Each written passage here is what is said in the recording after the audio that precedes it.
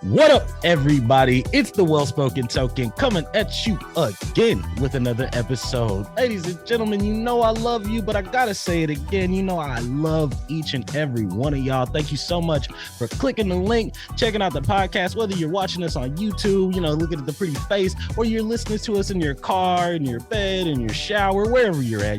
Hey, we love you. Thank you so much again. I always got with me, well, not always, but sometimes, my brother. Say what up to the people, bro. What's up? We're here, 4:15 in the goddamn afternoon. Daytime pod.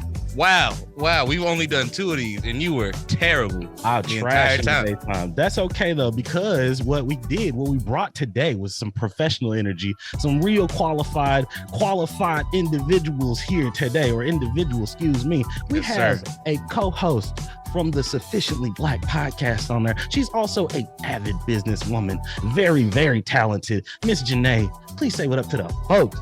Hey, folks. I like that. That's what we talk about. 2 Jersey City, not natives, because whatever. 2 Jersey City residents in the past 2 weeks, right? Yeah, that's just crazy. Jordy's from fucking Jersey City. We've had multiple Jersey City individuals. I gotta ask. Talk to him, nigga.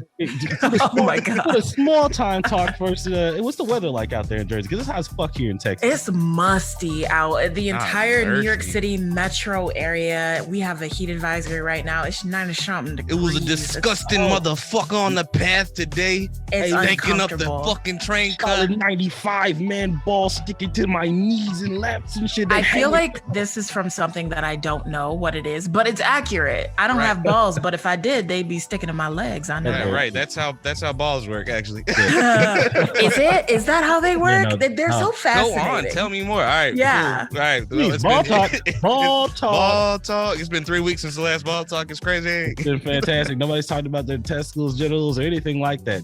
We have a woman on the show, and that's the pivot, motherfucker. Listen, I'm like I said, guys, I'm an open book. I'm open to talk about anything. But what I do want to know about balls is when you sit down, do they ever touch the water or no? Yes. What to what? Sometimes. Yeah, no, absolutely. Here's the deal. For those of us that are more graciously endowed. Now I'm not talking about myself. Your ball, don't do that. That's disgusting. That's actually disgusting. All right, hold on. What I'm saying is that Dormtainment had a fantastic song, but I don't know if you remember Dormtainment. Yeah. You're going here, man? The dudes. It's exactly. 4 dudes or whatever. Yeah. There's a bunch of them niggas. But yeah, either way, they had a fantastic song called "When I Shit, My Dick Touched the Water."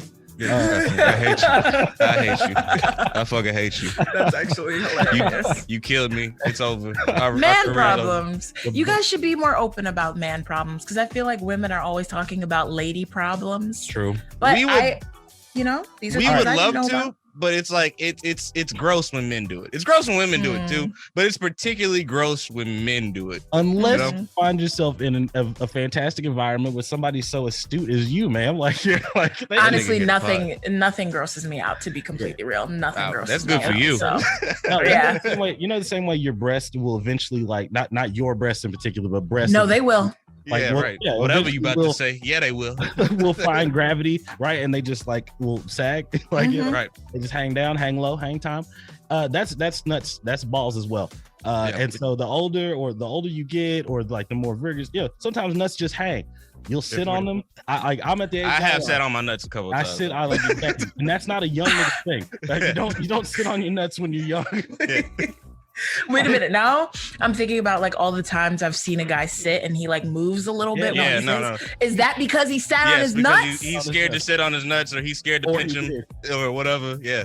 And that's what's so crazy, because during the whole man spreading thing, I was like, okay, but I understand why he's doing it. I mean, it's fucked up. Don't do that. Don't take up more space than you need to. But let him breathe, because look, those are hard seats, man. They're not servicing these buses and trains.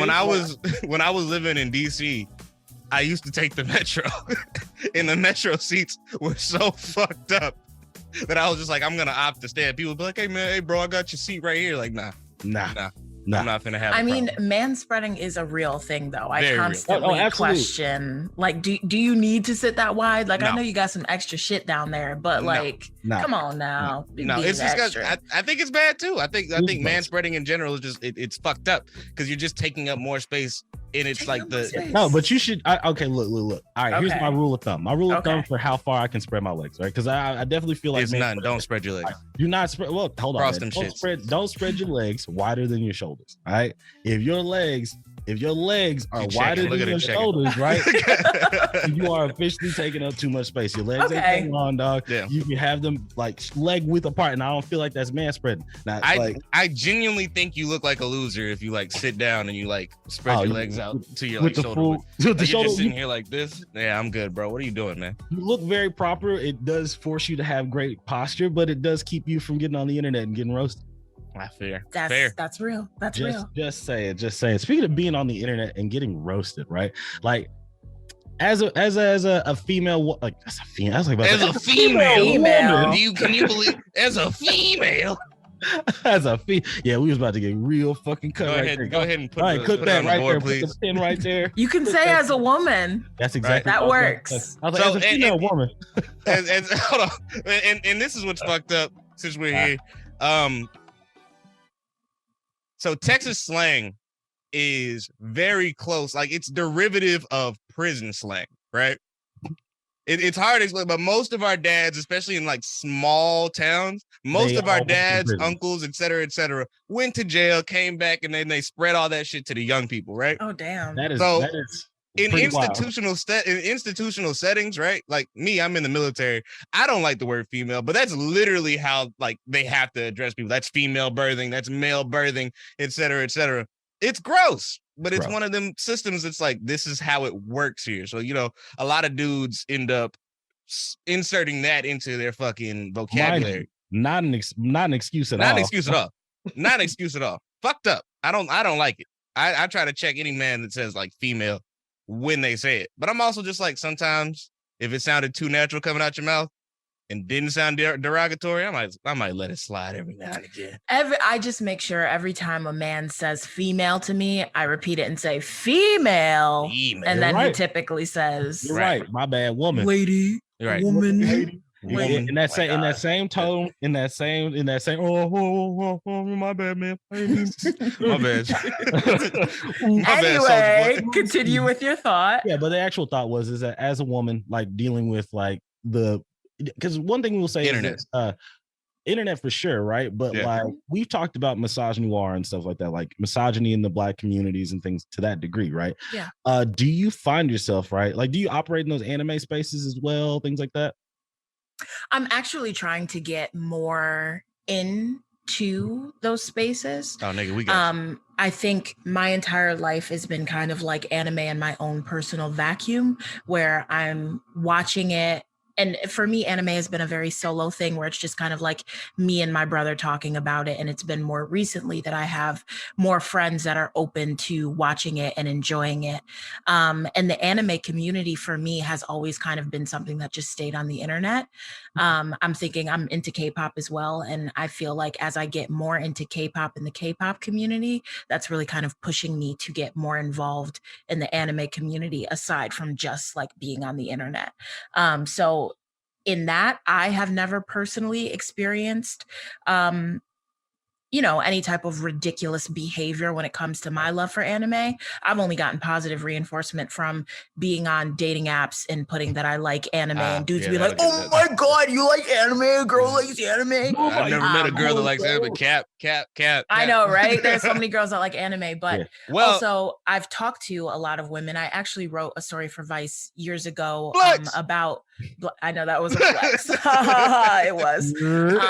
But I wrote a story for Vice years ago, and it was about Black female cosplayers. I actually read it. You did? Yeah, I read it. I do research.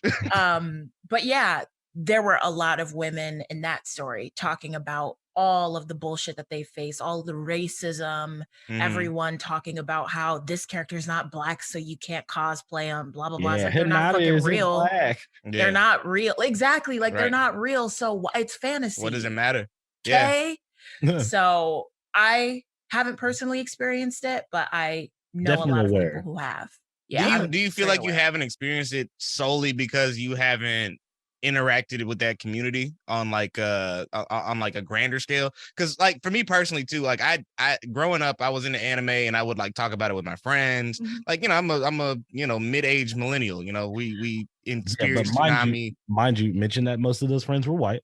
Yes, they were mostly white, but there's a difference between the black anime community and the anime community as a whole. Yeah. So, you know, I didn't start getting into the black anime community until like the genesis of this fucking podcast. Yeah, deadass. That was literally like, oh wow, there's a group and community of you guys, and like you're all here right now. Some of y'all niggas suck, but true.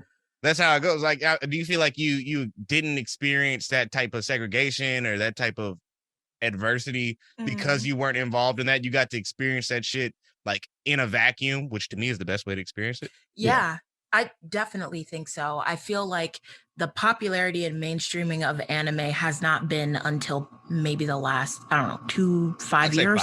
I'll take 5, yeah.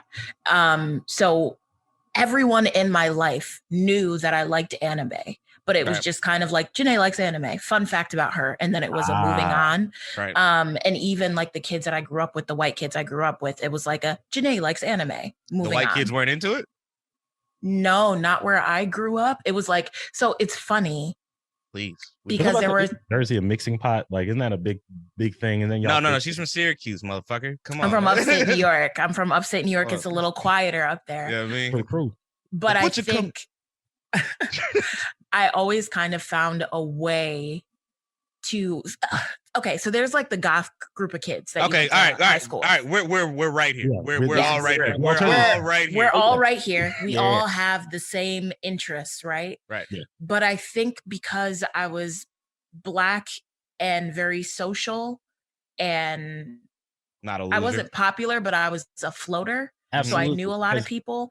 And you're easily recognizable in the crowd because there you are. Like, Exactly. I'm tall. I'm one of the few Black kids. I have freckles. Talented classes. Yeah.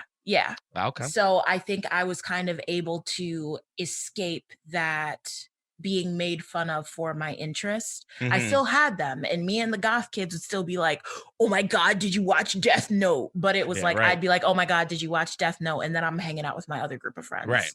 Okay. So I was really able to kind of escape being made fun of for my interests because I was involved in so many different groups. And I think a lot of people don't realize like that was like the X factor to like how you experience things. Because like I think like around 4th grade, like everybody, like up till 4th grade, everybody's into the same shit.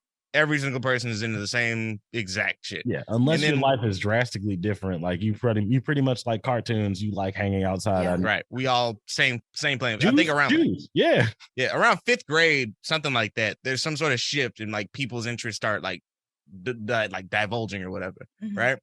And then like right around high school, things start mellowing out. But if you didn't get socialized. Not properly. I don't want to use the word properly, but like if you didn't get socialized mindfully, then you experience that type of like pushback. Like we were just as an aside, I don't necessarily wouldn't say socialized properly. You mentioned that you were a social person. Like that is sometimes certain personalities work better in those situations because like you said, being involved in so many things, it broadens your horizons. It introduces you to a lot of different people. You also have like a foot in multiple games. So like people know your face. I will say that there's actually an anime about this. I can't remember the name of it. And the part of it I'm going to say, I know I'm going to pronounce wrong, but it's like Life is a Chinibio or something like that. It's basically a version of an otaku, but it's a young person who kind of can't. What's the word? Hikikomori or like a neat. They're like a young person who can't put away their love for fantasy. So they're that kid that's like, they're out in public and they're running like they're in Naruto, or they're like hissing at you. They're like, they can't really differentiate between like, this is real life. I got to put the play away. They just don't do that. Right. And I found that that's how a lot of the people that had these very niche interests when we were young were like, and that's why they got made fun of, because there wasn't this switch of I'm quote unquote normal. It's like I'm going to constantly let my freak flag fly instead of taking it out.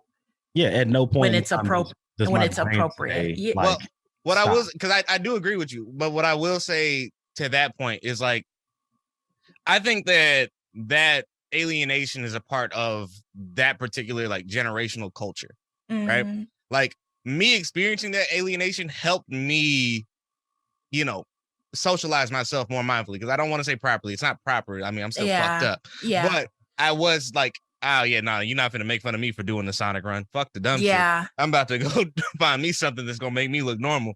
And then behind closed doors, I'm closeted about it. Yeah, you know? But that's what I'm saying. Like that's the type of thing you by having those experiences or having somebody make fun of you, you receive like an inhibitor that says, okay, that's obviously not socially acceptable. Some people don't have that. Are you an Ed, Edd n Eddy fan? I watched Ed, Edd n Eddy a lot as a kid. Do I remember much of it? No, but I know I watched it a lot. That should guess. You know Johnny and Plank, right? Nigga, which one is he? He got the wood. The ball nigga with the wood. Around the wood. The plank. Yeah. That I feel like that's Johnny, because there was nothing in there that made him stop having an imaginary friend. He continued, even though he behaved mature sometimes, but he always will have this Plank around. And I feel like there's a lot of Johnnies that just kind of like, they grow up and you start meeting them in day-to-day life. This nigga came to pod today, and they come in with like a chip on their shoulder too. Yeah. There's nothing you can really do about it. I feel like this is a separate point, but like I definitely feel like there haven't been enough people who have like gotten out of that like lower social standing to reach back and like try to help integrate people into that community. Now, granted, we're all almost 30, so like, bro, we at a certain point you can't expect it, but you see it in all these communities as you get older.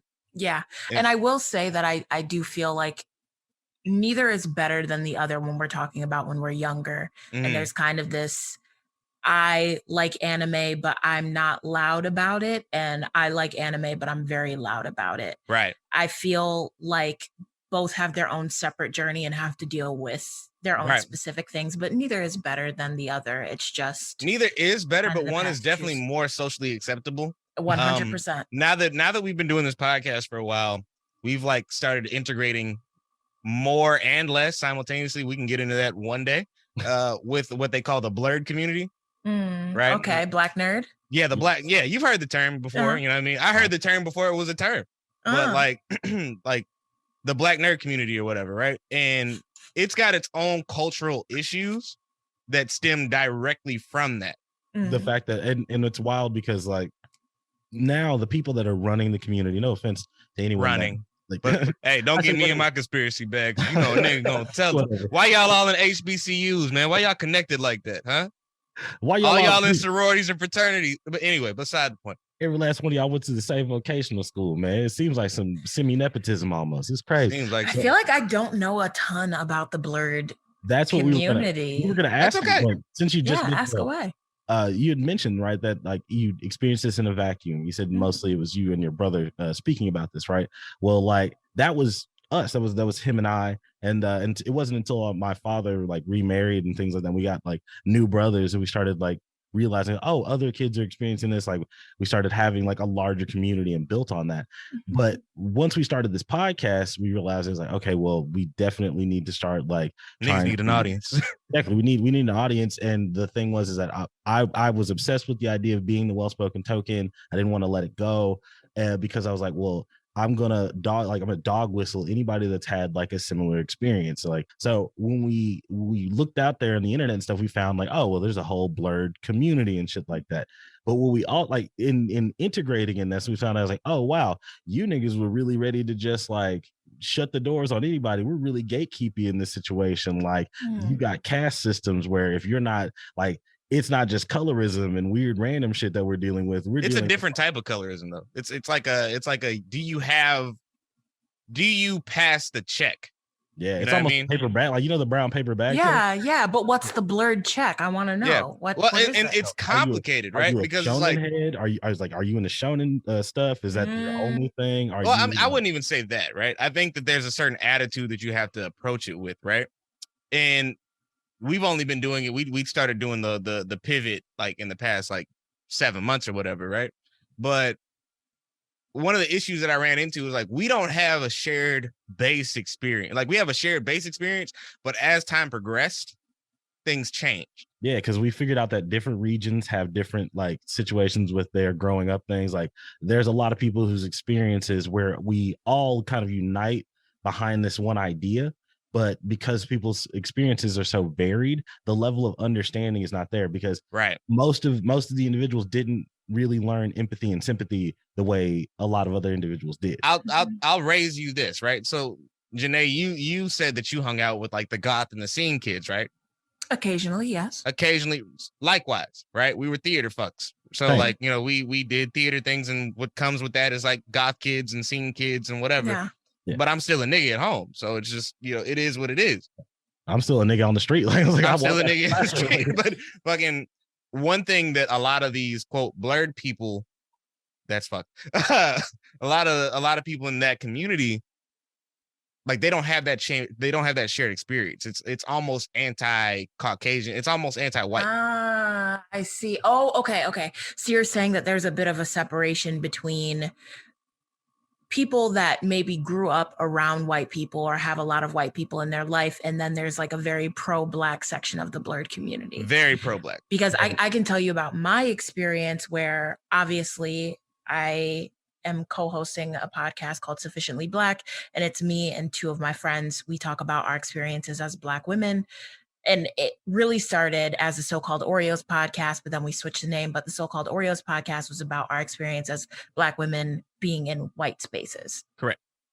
So for me, growing up surrounded by white people and really enjoying a lot of white cultural moments, often made me feel alienated, right?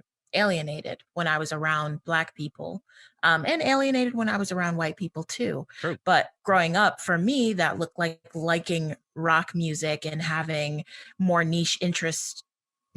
Wearing black for a great deal of time. Exactly. Having an Invader Zim backpack, doing shit like that. Exactly. And liking anime is one of those things. So I guess I've never really encountered the group, the blurreds that are more pro-Black, because a lot of the blurreds that I grew up with had very similar experiences where they grew up around white people. It's actually my theory that most of us grew up in that same environment, right? Because I am one of those dudes that believe like a lot of people like white people don't have cultures. Like they do. You know, you ever listen to Matchbox 20 in like a truck one day? Yeah, it's pretty nice.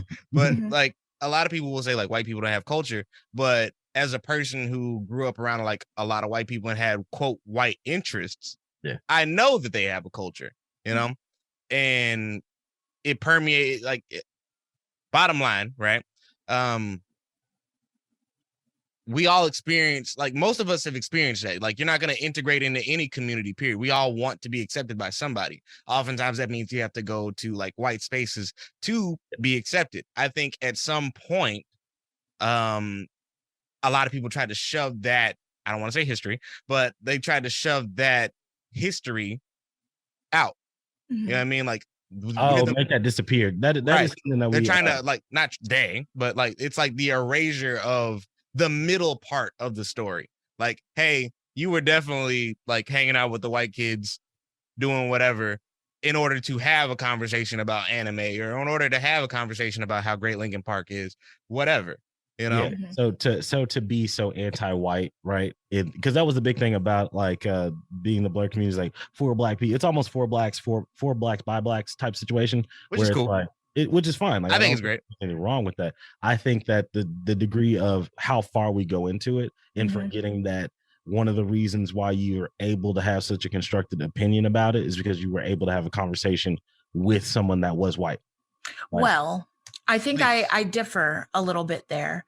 Once again, my experience growing up around white people and having these conversations with some white people, the majority of my positive experiences with anime still have to do largely with Black people. My cousins really introduced me to my first anime, which was Dragon Ball Z, which I'm sure it was for everyone, right? True. Then from there, me and my brother really took it and ran with it. And I don't feel like for all anime fans, white people are necessarily involved. They don't have to be, because we all had access to Cartoon Network's Toonami. And I think that is the pipeline that set a lot of us up. I think a lot of Black people kind of taking back anime for themselves as like this niche Black thing is so cool. That's dope. I think it's so beautiful. I actually have a calendar right now, and it's like different characters animated as Black people. Like there's, Fantastic. I'm looking at right now All Might from My Hero Academia. See, Black Gara, Black Lady Gara. That's a lady, isn't it? Yeah, you can get it from 7hearts.com. Okay. But I do like the idea of kind of just making anime like this very niche Black thing. I don't think that people should be left out of these conversations, though. I don't think there needs to be like a fuck white people in this conversation. Right. I think, and this is same I feel about the K-pop community, that look at the pivot. She's a podcaster. She's really got it. No. It's always good to talk to a nigga that's like actually a podcaster. They know how to segue. Good to know. They know how to stuff it in. Look at that. But I feel very similarly about the two groups, although they are a bit different, but they are linked, that these are a whole bunch of nerds that were outcasted and made fun of for their interests. And because of that, I think that we all need to come together to simply enjoy what we like, no matter how old we are. Agreed. So yeah, I don't know where I was going with that. I think that the issue that I take, because I'm all about it. Like, hey, like we were all outcasts, you know, we all dealt with that bullshit. You know, fuck it. Let's do what let's do us. Let's be a community, right? I think the erasure of that outcast part is the issue. Okay. It's like, hey, a lot of these guys like nerd, outcast, and outlier are no longer synonymous. Yeah, I will definitely say that anime is cool now. It's very cool. Liking anime is cool. It's trendy. And it is a little bit like annoying. I don't want to be that person who's coming off a little bit like, no. Like, I did it before it was cool. Yeah, right. But actually, honestly, they were beating my ass a long time ago. It is bothersome. It is absolutely bothersome, right? Yeah. People taking the thing that you had to kind of like live in a closet or live in a vacuum about. That you had to like defend. That is now, right? So mainstream, so trendy, in fact, that like you never have to worry about it. Everyone is doing it, and it doesn't matter. Like you don't have to qualify yourself to anybody about it now. It's just like, oh no, I'm a huge anime fan, and they've watched like Demon Slayer once, and then My Hero a couple episodes, and they're just like, now I'm an anime person, and I'm an anime. Look at me, I'm doing the anime. To bring it back to color though, and once again mentioning K-pop, K-drama, stuff like that, I do think that is due to more white people becoming okay with it. I know growing up, there were so many white people that would say racist things about Asians. God, they did. Like my hometown, there were like 2 Asian people, 5 Black people. So me liking anime was a very niche thing, and there were a lot of racist things said about Asian people. But now it seems like now that white girls are like, oh, Asian dudes are hot. Oh, Asian culture's hot. Okay, you got here naturally. Cool. I don't have to worry about I literally I had to look at somebody. Yeah, she got here naturally. But it feels like because white people are okay with it now it's becoming popular. It's like the entire world is just like, oh, okay, it's the new thing, where it's like my entire life, this has been a part of who I am. It's not just been like, oh, Asian things are cool now. No, it's.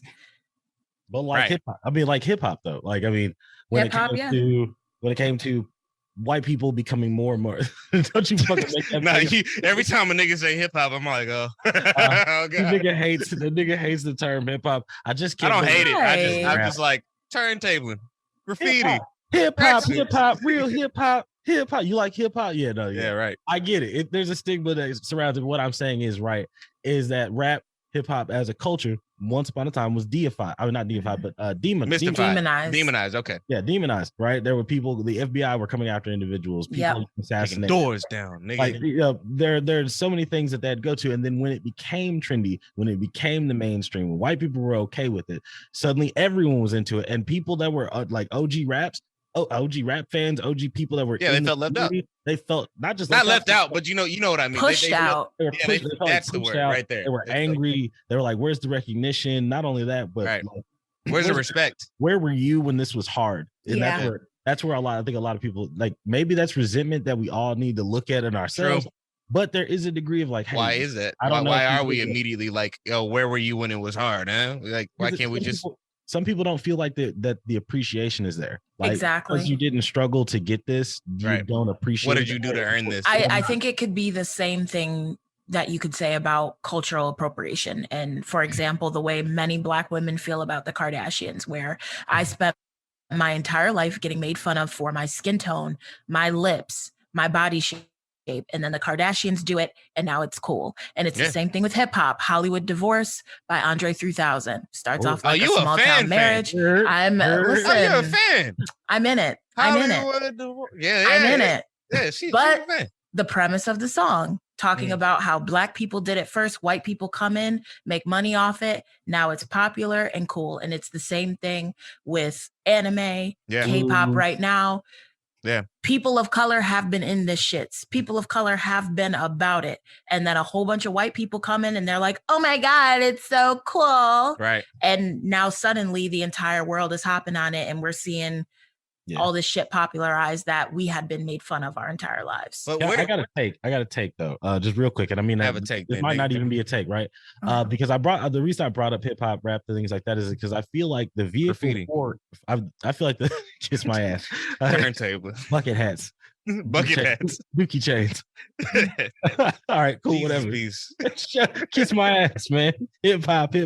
But yeah, all right. But I think that back 5 years ago, when anime really started taking over and things like that, I think that hip hop was a vehicle for that happening. I think more rappers were using fucking anime bars. The crossover between Asian culture and Black culture is in fucking sane. And that's why I say people of color with this shit, because you look at Wu-Tang Clan, you look at Kendrick, you look at all early K-pop. It's like, we're like this, we're married. And I hate. What? Okay, what?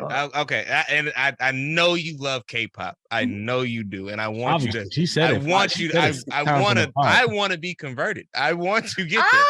He wants to be converted. I want to get there, but I'm also just like, so I'm watching this shit. Nah, I don't want to ruin your shit. Fuck it. I'm watching this anime. It's called Mongolian Chop Squad, right? Okay. Beck Mongolian Chop Squad. It's from like the early 2000s. Nobody is going, like, nobody, it's not gonna, it would never be popular today, right?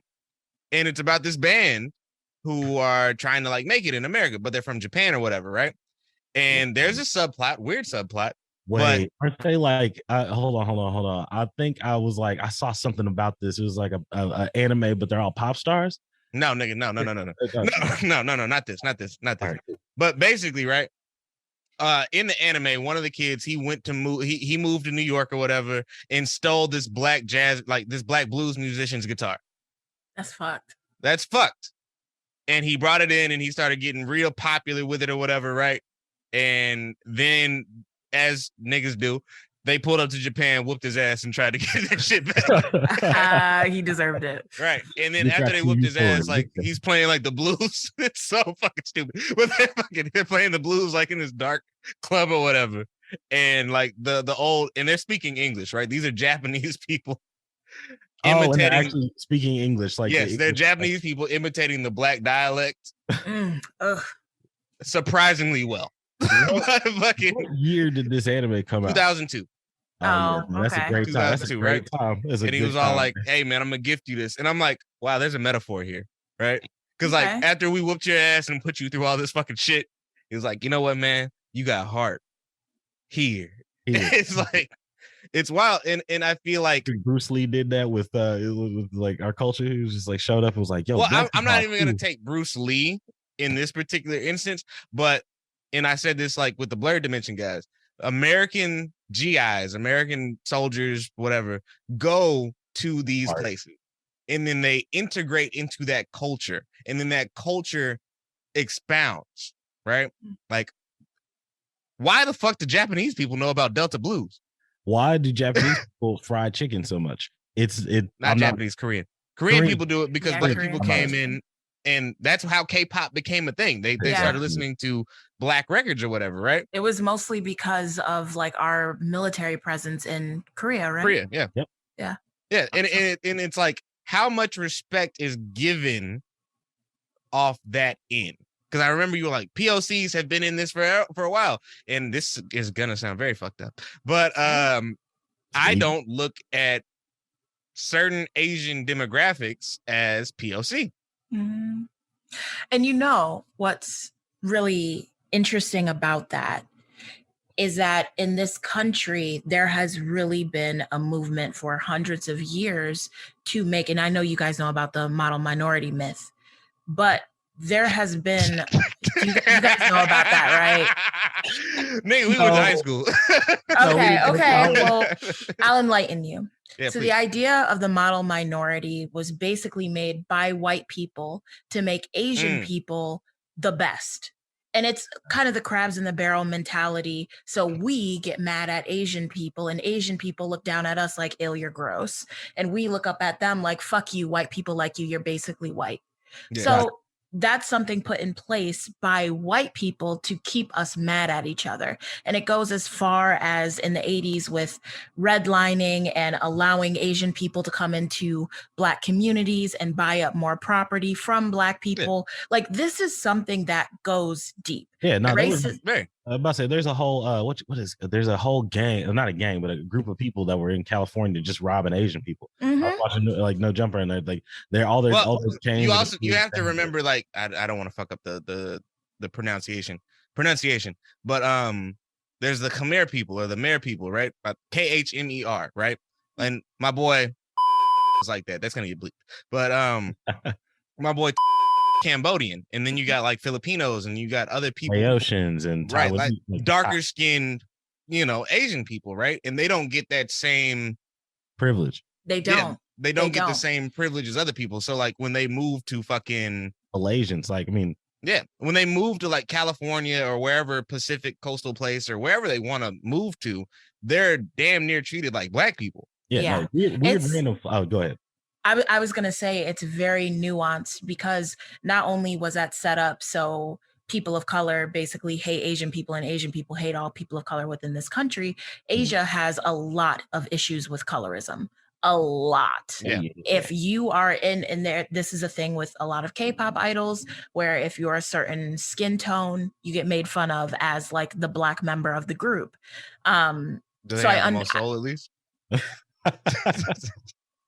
Do they at least bring it in? Like, I don't know about that. There's a member of a group, Kai, from a group called EXO, and he's like supposed to be dark.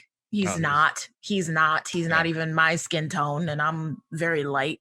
And he was like made fun of a lot earlier in his career. I will say that K-pop is getting better about it, but there are still a lot of issues, and being a Black K-pop stan is it's hard. Believe me, we are both niggas that have navigated very complicated fandoms. Yeah, being super into grunge and being super into like a lot of metal and things like that to that degree. Like I could be in a pit and like I'll take off my hat or something like that. I'm just like having a great time. They're like, oh my God, are you Howard? Like, no. Are you Howard? Wow, I know you. Wow, that's crazy. No, I'm not Howard from Kill Switch. It's just like when you're like playing Dragon Ball Z with your kid, like when you're kids or whatever, right? Mm-hmm. And like, everybody's going out. White boy, you're Goku. White boy, you're Vegeta. You're Piccolo. You're Piccolo. You're Krillin.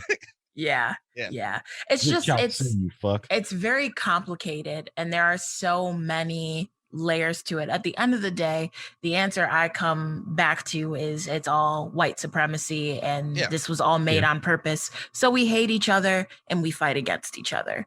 And we need to work on that in our communities and within ourselves to see that, like, this Chinese dude isn't to blame. Does he need some education? Yes, but he's not the one to blame here. Yeah, it ain't your fault, man. I totally agree. And what I was going to say earlier there is that, like, and mind you, absolutely white supremacy cannot deny that, because to say rich supremacy when the predominant amount of rich individuals are white, like, but I'll say like the reason that China has such a huge colorism issue is that because the elite are passing this information down. And I'm not, I am a fucking anarchist, eat the rich type of guy, but I'm also like a realist. So I don't spend all day fucking busting blood vessels in my eyes because of it. But I would say this is that like even the early portions of America, like during the Revolution, during the Gold Rush, like there's a lot of Asian individuals that helped helped out a lot in the building of this country, that come over that immigrated, and they were treated just as poorly. And that's what's wild about it, is that forgetting that, like saying that the Asians had it better or something to that degree, or that right, but no, they created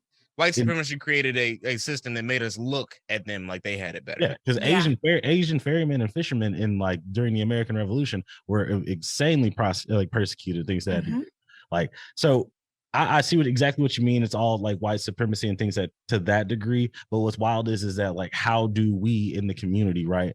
Like not only acknowledge that, but fight the weird random stigmas that are in our brains for that, when most of us are raised so different. Right. It's very different. I would like to like K-pop without my bullshit. Yeah. And you know what? It's really hard.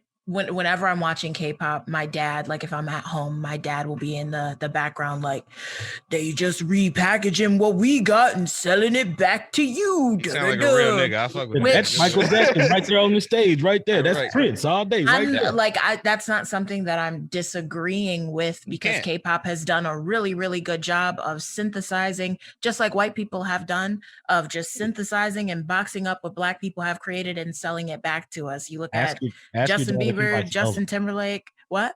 Ask your dad if he likes Elvis. Of course he don't like. He Elvis. Don't like Elvis. I don't like Elvis ass either. Fuck that Elvis. Nigga. Fuck Elvis. Who's Elvis?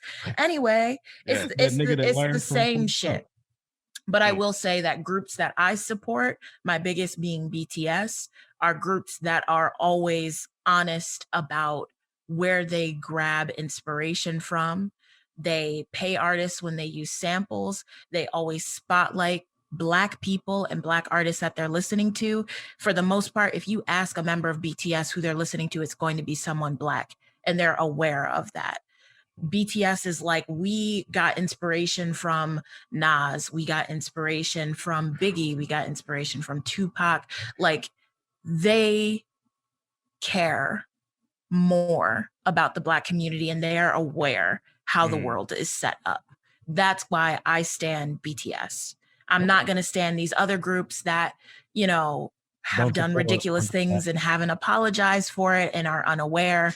I like BTS because the 3 members that are rappers are actually fucking rappers.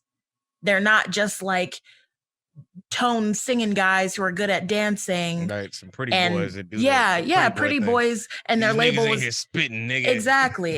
No, you should rap. You should just take that whole part right there and listen to BTS, and if you like translate some of their lyrics, it's like, oh, y'all actually rapping. Like, y'all made sure this made sense in English, Korean, back 3 times and back 4 times, and has nuanced references to English shit and other shit, and English shit that you would only know if you like rap. That's like, what I'm talking about. That's why I like them, not just because they're pretty. Yeah, I don't know if they're pretty or not. They are pretty. No, they're pretty, dog. You know if they pretty. I don't.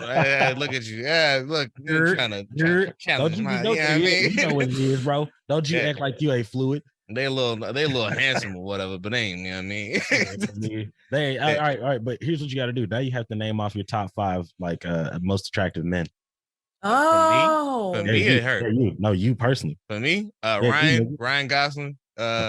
Ryan Gosling. Okay. I don't know what it is about him. I saw he can do it all. Fucking Ryan Gosling.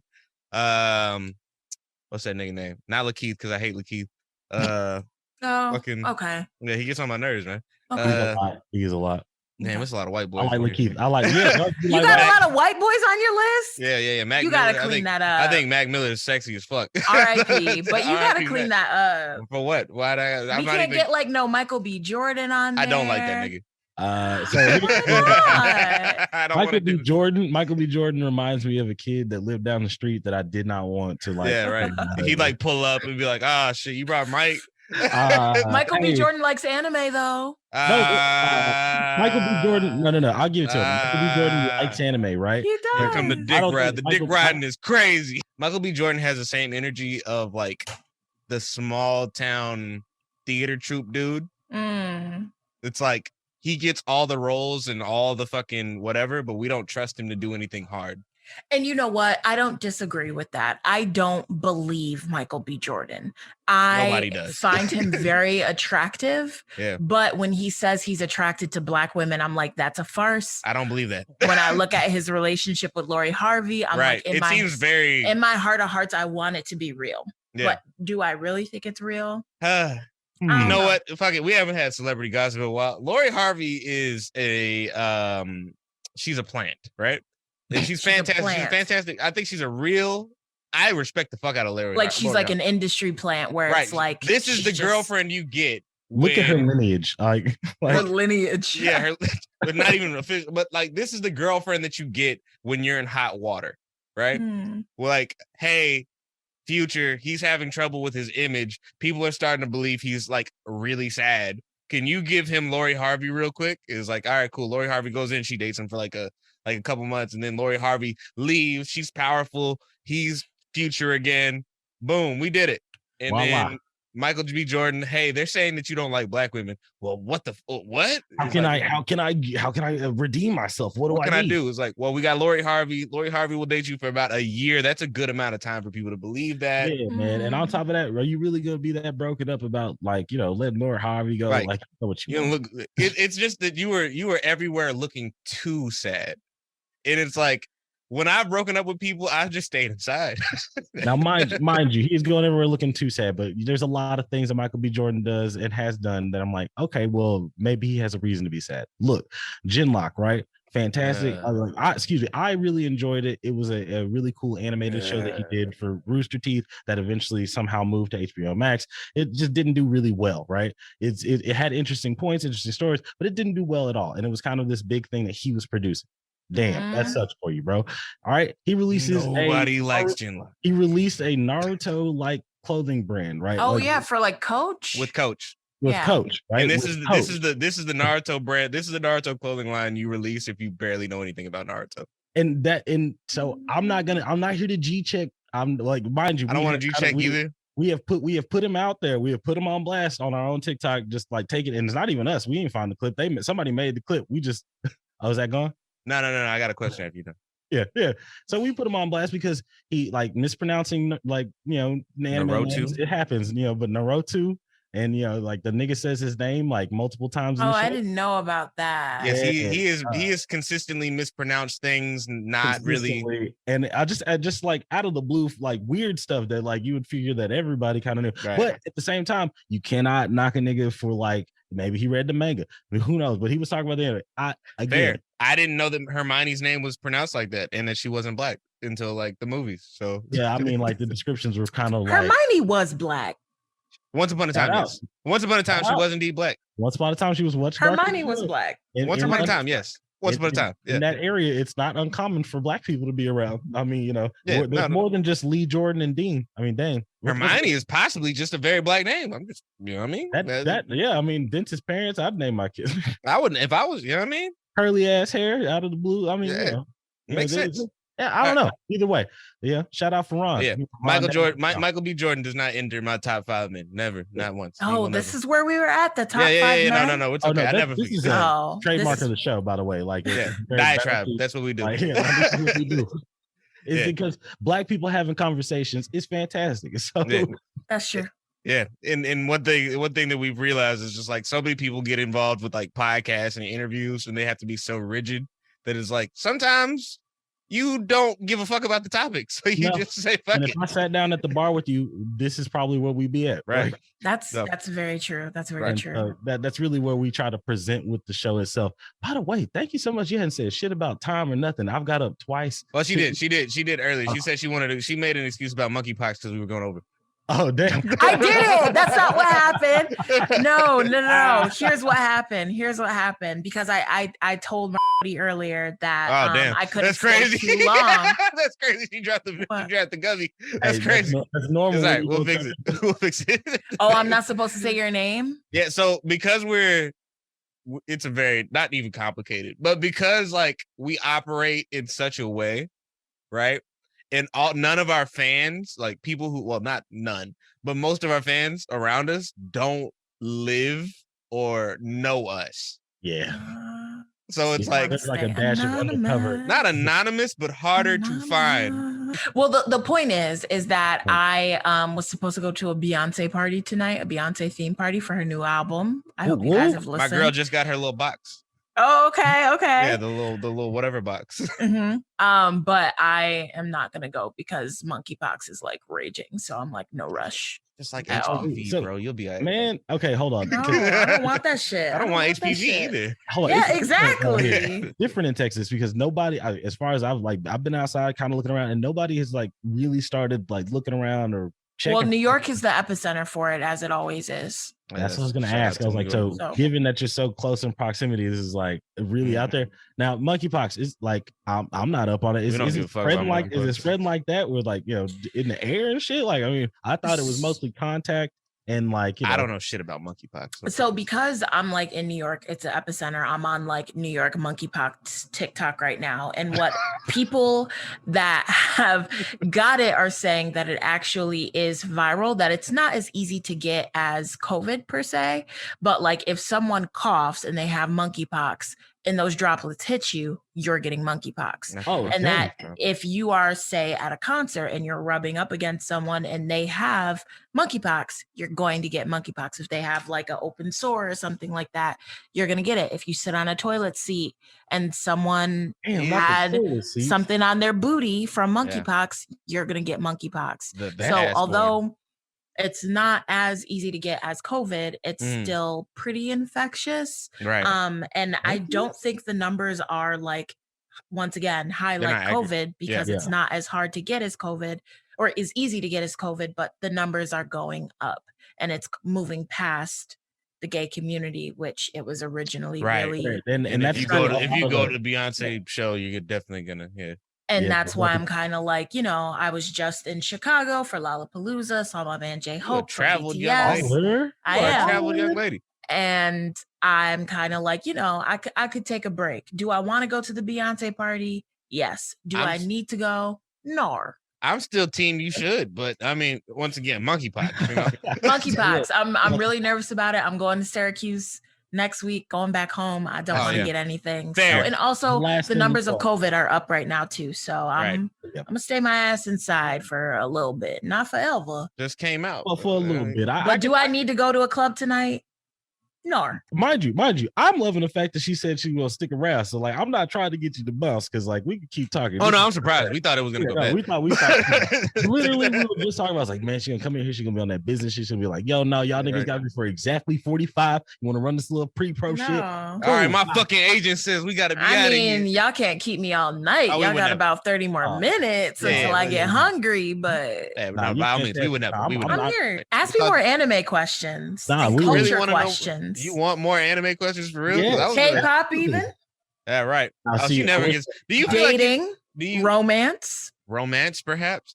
We are both in very sweet, committed relationships, and so like, isn't that sweet? I'm fiance man over here. Like, he's fianced, right? And I'm supposed to be, but I keep moving the date. This nigga moving the date. I'm a propose soon. I promise you. The last thing we want to do is propose and then have to get deployed. Like he's like, that is the fear. That is the fear. The fear is like, really? I don't want to be like, hey, I really love you. I really want to get married. Let's get married, and then I don't get to go through the process with you. You know what I mean? I feel like over time you will learn to like resent me for that, and I don't want to deal with that. Aww. You know what I mean? That's cute and nice and considerate. Yeah, all right, tell her.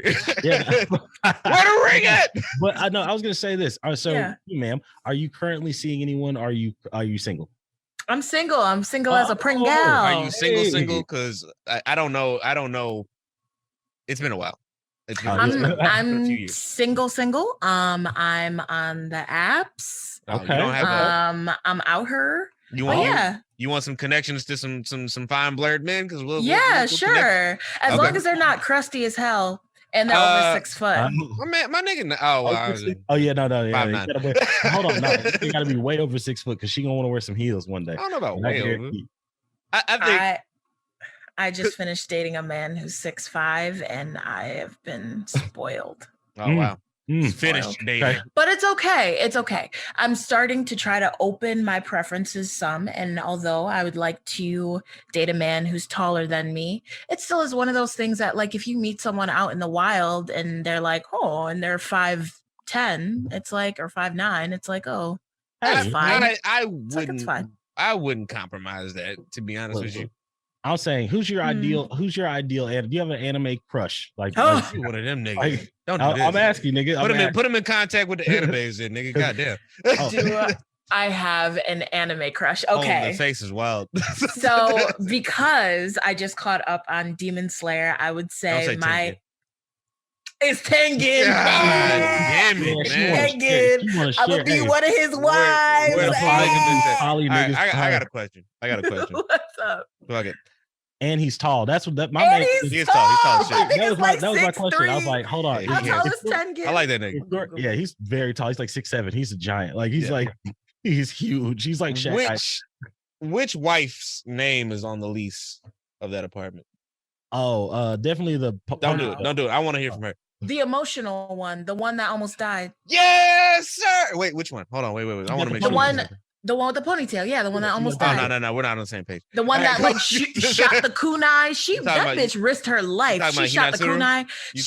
She got a backstory. That's the one whose name's on the lease. The one with the name, that one. Yeah. Right. Well, so because she got screen time, you think she's the most important? Well, it's okay. Of course, the other two are playthings. Oh man, that's the other two are fun. I definitely think that Hinatsuru, the one, not Hinatsuru, the shy one, the actual shy one, the one that's like always crying and shit. Okay, I think her name's on the lease because I feel like her credit's probably pretty good. The one that looks like Inosuke. I also love that all his wives look like the three, like the very weird. The one that looks like Inosuke but cries like Zenitsu. Yeah, weird. Oh, I didn't realize that. You got to get on Black Anime. Similar. Oh, yeah, wow. You got to get on Black Anime Twitter. That's where they're all out here like, oh wow, the wives are all literally the boys, and that's why he dresses them all like girls. Like he's like, which one of you guys? Right. Look more like my wife. I didn't realize that. That's crazy. He a freak motherfucker. You know what grabbed me when they first showed him and he kidnapped one of like the young nurse girls and like slapped her ass. And I was like, how old is this girl? Tengen, why are you doing that? Tengen, what you doing? That's your husband. Exactly. That's your man. Tengen is daddy for real. Like Tengen is daddy. Get away from me. Like, what I'm saying is he smacked her on the bum, right? It was get away from me. That's a disenchantment joke, just in case. I know what it is. I know what it is. Fantastic piece. If you're into The Simpsons, if you like Futurama, Disenchantment on Netflix is fantastic. It's back on anime, and it's what's it? The nigga, I forgot his name. Greg Neal, whatever. I don't know. I know what you're talking about. Yeah, is that the same dude from like Big Mouth? You know, I don't actually know if he participated in Big Mouth. That's wild. I should go look at that. He very well could have. But goddamn, yeah. Fuck, where was I even going? You were talking about Tengen and how he's possibly like a weirdo. Oh no, daddy. Yes, exactly. Tengen is daddy, right? Don't call that nigga daddy. Don't do that. I'll call it. Hey, look, man. Hey, I'm getting married, but guess what, guys? Like some of you niggas can get it too, for real. Listen, I can name my top anime. Please do, because we got a homegirl. Oh, yeah, we got a homegirl that has a running list, and of course. And I've got like, do you guys ever watch like shonen, or are you guys just shoujo? No. Oh man, hold on. I mean, sorry. Did I switch it? Did I switch it? Yeah, you got to flip it. You did, but it's okay. You guys are shonen. We watch. Don't watch shoujo. We watch everything. But like, I did start watching shoujo right until like you started dating a year and a half ago. Until I really got serious with my like fiance now. Like she was the person that was like, no, you need to be watching these. I won't watch Fruits Basket. Well, I haven't. You will not. Hold on. I will not. I haven't watched. It is one of the best. I will not. It is one. Why not? I won't watch that, and I won't watch Ouran. High School. Ouran High School. I haven't watched that actually. Everyone's telling me to. All the homies say like, "Hey man, that's the one," and I'm like, I can't. Every time I see like schoolboys doing anything, I'm like, I can't. No. You gotta go check out. Like the thing that really got me into it, that hooked me all the way. My Love Story. My Love Story. My Love Story. It was so cute. I did videos on that shit, like whole section of the podcast. I was like, oh, this is incredible, and this is opened a gate of love inside me that I didn't know that was there. And now I'm wide open. I'm like nose wide open. I want to watch it all. Check it out. I'm big into BL too. I'm big into BL. You're BL, homie. I am a BL. I'm an otaku. Just you really might be, because like once you start talking about BL, there was just this big thing on Black Anime Twitter about like BL. right? About everybody's favorite BL. They were over there putting each other on and shit. I just finished a BL last night, actually. Sasaki and Miyanu. Oh my god, so cute. You one of them? So cute. You a doujinshi type beat, or like you just fucking? Oh man, she's an otaku, bro. Yeah, no, big like vibes, big vibes. Yeah. Listen, I love it. I am who I am. You belong here. You belong here. You do. You do. Listen, automatically, I was like, we had to ask you about all that in the beginning because it was like we want to belong here more than me. I ain't finna read no BL. Here she is, very much into BLs, asking us if we're. I was like, you showed in or shoujo? She even gave it the vibe as everything. She wanted to know. Like, listen, she gave us the top 10 and everything. Wow, that's crazy. But I will top 10. I will say my top. I don't think I can do 10. 5? Can you do 5? Yeah. Well, if we give you a specific genre, do you think you can do 5? Yeah, if we stick with shonen. Okay, give us your top 5 shonen. Okay, but not anime because like who cares? But like the niggas, you know the my men. Yes. Or women too. You can do that too. It's up to you. We're all individuals. Top 5 attractive people. Right. So I am a Naruto slut for the show. It's one of my favorites. Something about hearing that. All right. Like, so Sasuke will always be Sasuke, my one and only. That's wild. I'll also put that nigga murderer. And aren't they all? He's fine. He'll change. I mean, body so count. I like brothers Sasuke and Itachi. Even though he got bags. Cool with that. He got he got bags. That's not what this is about. Okay. It's the love. Okay. Indeed. Tengen. Tengen is daddy for real, man. That's daddy for real. I'm gonna bring it way back and say Trunks. Trunks is my first boy crush. Trunks was my very first crush. Yeah. Trunks was my very first crush of all time. Funny story. I thought I was gay. Like growing up. Okay. Because you said me too. Because my sister was like really into B2K and Little Bow Wow, and she was like them niggas. Exactly. Like I wasn't into it, but I think it's just because like I was young and I hadn't gone through puberty yet or whatever. Right. But then we were watching Dragon Ball Z and Trunks came on screen, and I was like, wow. Hubba. When you see the saucy way this nigga pulls up, he intense. He got a jacket on. Exactly. The way he murked Frieza, how would you not like that? Like you understand, we've been here for like. And the tank top was. I was like, oh snap! Up. He pulled his shit off. I'm like, oh, he mean top, dog. Oh snap, dog. He mean business. Yeah, and all you little boys that were just like, oh man, Trunks my favorite character. It's because you felt something. Yeah, it's because you wanted to fuck him. It's because you felt something. Yeah. You want to like, what would his lips feel like on mine? Yeah, right. I just want to know, like, you know, would he help me like wash my bag or whatever? Long sword style. Yeah. Wow. He's a real nigga. All right, go on. You're at 3. I'm at 4. You're at 4. I forgot to touch. I'm struggling to think of a last one. I really struggle with. Can I give you my homegirl, Black and Cultures? Yeah. Okay, so hers is in no. Well, let me go to her top 10. So you got Byakuya from Bleach. Fucking Bleach. I never watched Bleach. Bleach. I don't even like Bleach. Fun show. Then you got Renji from another nigga from Bleach. All the hot niggas is in Bleach. There's a lot of hot niggas in Bleach. Do I need to watch Bleach? The hot niggas are in Bleach. Okay. The hot niggas. But she got Kakashi in here. Oh, Kakashi. Yeah. You know, I know my 5th. It's Gojo. It's Gojo. All of y'all. I knew it. I was Why like, forget about Jujutsu Kaisen? All y'all niggas, man. And move it right over because I knew it was like, yeah. All right, waiting for the Gojo part. I was like, team I one forgot eyes, about team Gojo. no eyes. I forgot about Sagittarius thought. That's what he is. Gojo, my favorite part with Gojo. I'm gonna let you continue your list. Oh, no, but did you guys ever we're not making lists. You said not my list. Yeah. Did you ever see that one, like, what is it, like Jujutsu Stroll at the end of the episode? And that part where like Megumi was trying to help a girl find her way to the train station. And they're like, oh my God, we love Yeah. And then Gojo showed up and he was like, why are you talking to my man? Oh my God, iconic. But anyway. The vest and the tie. Yo, homie was looking good. He had the glasses pushed down over the nose. The amount of BL fan service that was in the movie, the amount of BL fan service that was in that movie. I went with my girlfriend, and she's like not an anime person like at all. She doesn't even like the shit, but she loved that movie. And the second I walked away, it's like, hey, who's the guy with the I'm like, nigga, if you don't let me fucking have my life. I'm serious. There was a lot of BL fan service. I don't remember anyone's names. I'm really bad with names with anime. But a lot of the community is too. White hair dude who speaks curses. Oh God. That's fucking no. Fucking no. Fucking what's his name? The nigga with the goddamn throat, man. He with the throat. With the throat, nigga, bro. Sushi ingredients to convey his shit. What's his goddamn name? Hold on, nigga. Man. Hold on, nigga. I got what's the white hair dude? Oh, you got your you got to get the yeah. My friend's here. The white hair dude in Jujutsu Kaisen who speaks curses. Her speech. Yeah. Her speech. You don't remember his name? It's Toge. T-O-G? Togen. Yeah. Toge. Which I knew that somewhere, but it's okay. Like, if you like that nigga too? That's your man's. He's cute.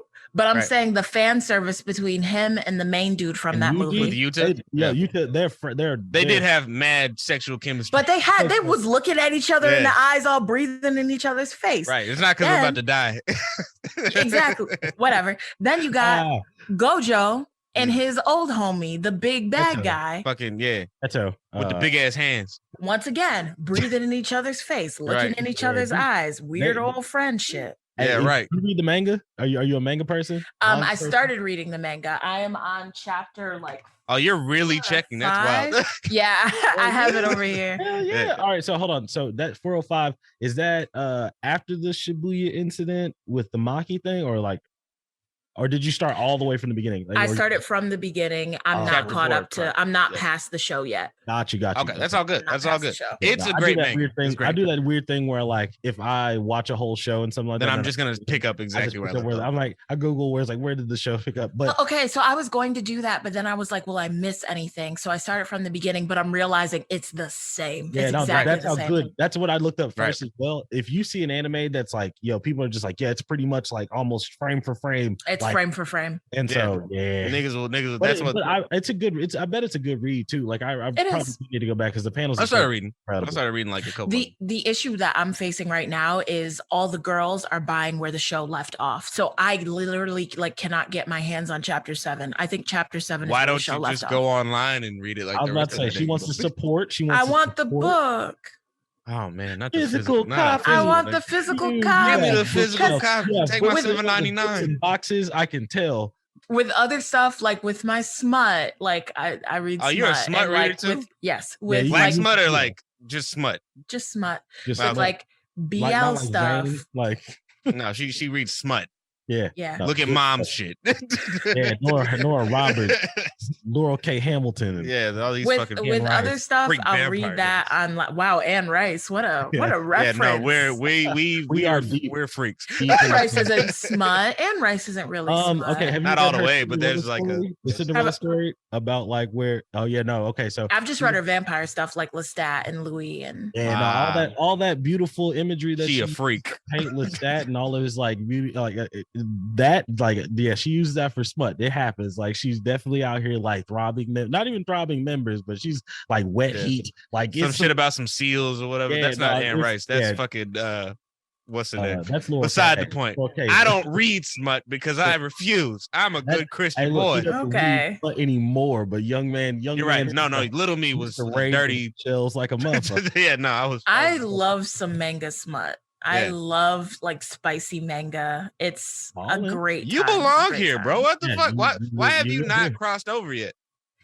Why have I not crossed over yet? I think because I'm bad at interneting. As much as I'm on the internet, I don't really like being on the internet unless I have to. And like Twitter, for example, I know that that's like the unlock point for all of fandom.